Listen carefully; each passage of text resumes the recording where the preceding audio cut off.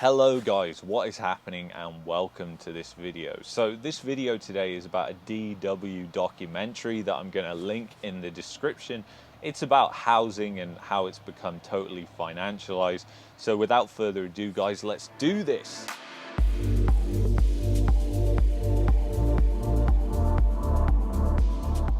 Alright guys, so in this video, it's going to be a pretty short video, but I just want to give you my take. It was a subscriber, thank you, I can't remember who it was, but you know, I'm replying to over 150 comments normally per week. But somebody recommended that I watch this DW documentary. Now, I don't watch much TV. I'm just not a big TV guy. I don't watch it really at all.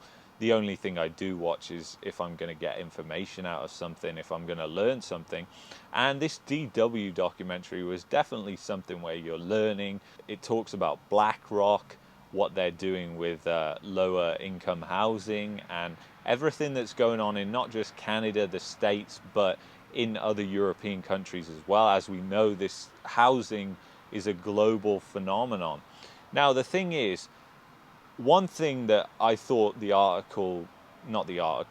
video didn't even touch on was the fact it said, okay, that, you know, this is happening and pension funds are coming in, they're buying up lots of real estate, and we know this is the case.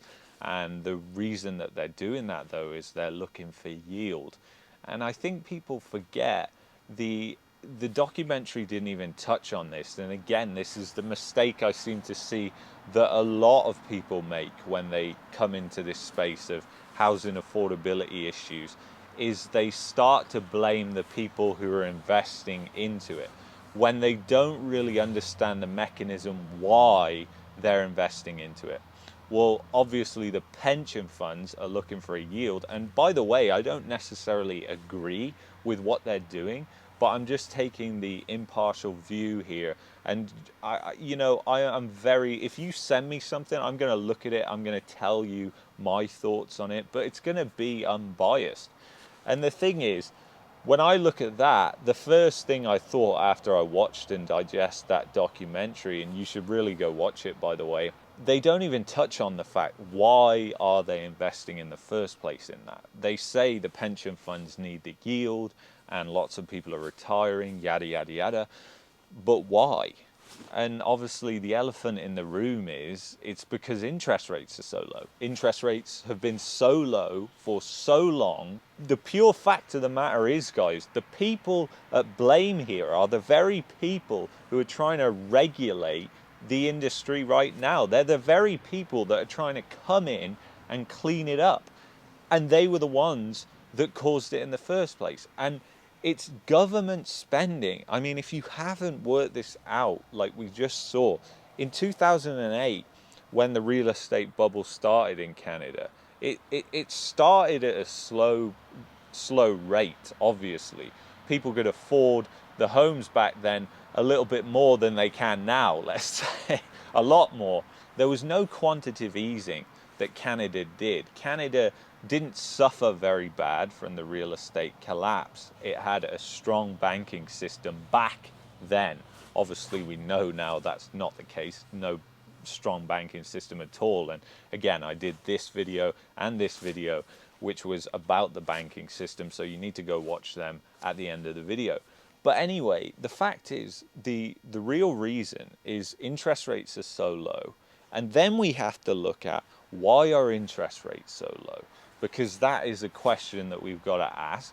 And the core reason why the interest rates are low is not for you to go and borrow money so you can buy a house. You might think it's that way. You might think the government's trying to subsidize your lavish lifestyle of flipping homes, but that is not the case. The reason it is so low is because governments are spending way more than they're bringing in, and they are running at huge deficits. So they need interest rates to be low, and because the interest rates are low, that means companies that are trying to provide pensions, where they used to go to things like government bonds and they would get decent returns that then they could give to people retiring, they now are being pushed further and further out the risk curve. And with that, they're moving into corporate junk debt. I mean, that has absolutely surged, and not a lot of people talk about that. But corporate junk debt that is likely never going to be paid back, has absolutely surged during the pandemic, of pension funds buying that up. That is risky. That is the most risky thing, but they're buying it because it has the best yield. And that is just my point, guys. They're getting further and further out the risk curve just because they're going to buy these houses and everything like that does not mean it's all going to be hunky-dory, as we saw in 2008 when they were doing this as well. They thought, you know what, the gains in real estate are so high that we're going to start buying it right now because it's making more than even the bonds were back then. So what it really turns into and boils down to is the fact that it's not just pension funds, it's also consumers that are being thrown out the risk curve. And I just believe that in times to come, we're going to see a point where a lot of people just have their wealth absolutely decimated because, you know, they were all in on a cryptocurrency or they were all in on a stock. And we've already seen this. There is a large silent minority of people that have lost their fortunes completely over the past year.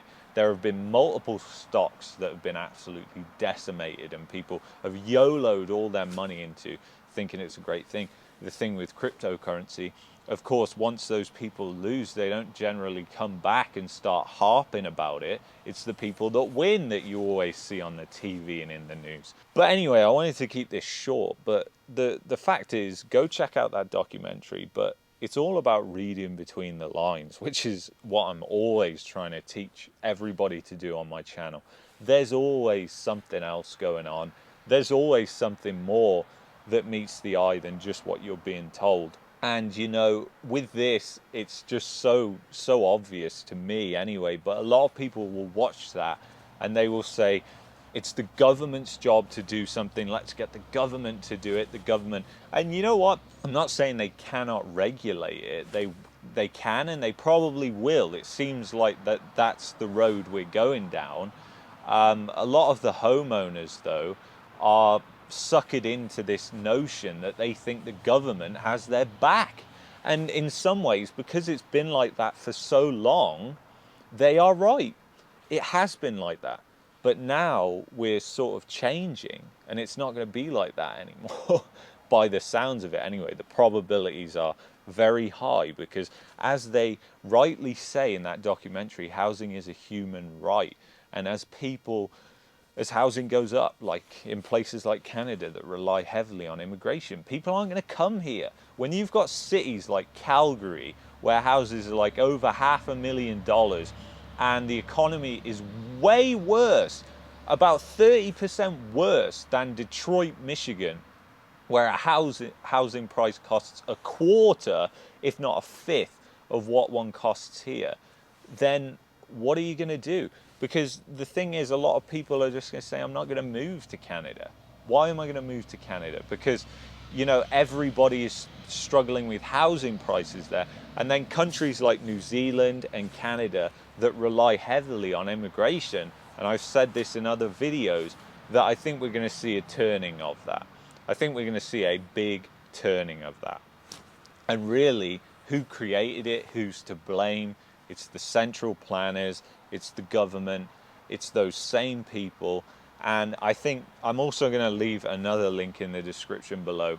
There's one guy in the Conservative Party of Canada that I think is, you know, spot on with some of the things he brings up in Parliament about economics. And he rightly said recently, and it was a long speech, but I suggest you go watch the government's response to it, because it's absolutely hilarious. They don't respond to it. That's the fact. It's absolutely disgraceful how they respond to it. And I'm not saying the Conservative Party is going to solve all your problems. I don't believe that.